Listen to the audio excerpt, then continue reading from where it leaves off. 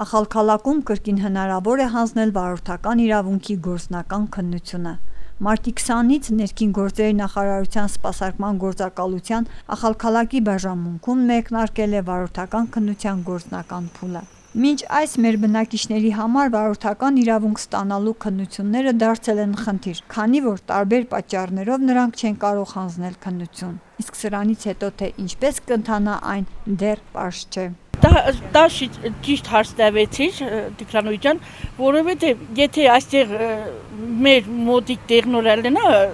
երեխաներին համար, երիտասարդներին համար շատ հեշտ ու որակյալ կլինա,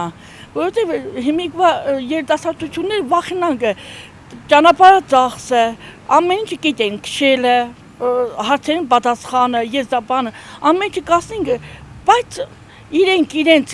բաներով երեխաները հիասթափվեցին, կենտրեն, շատ ճիշտ հարց տվեցիք ու բողոքը շատ մեծ է, երիտասարդներունա մեղք է,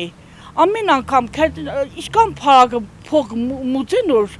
կերտան քուքան, հա էսեղին կենտրվար մյուս անգամ ու արդեն հիասթափություն կառաջանա երիտասարդներում մեջ։ Այս հարցը կարող եք պաշտոնյա մարդկանց կողմեն թող իմանան, որ ժողովուրդը արդեն երիտասարդություն արդեն հիասթափված է, մեղք է, քշել գիտեն, եզդան կասնինք,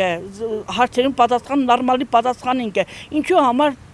երիտասարդներուն մեղքի մեջ կցեկեն, հիասթափեցնենք, շատ դժվար է։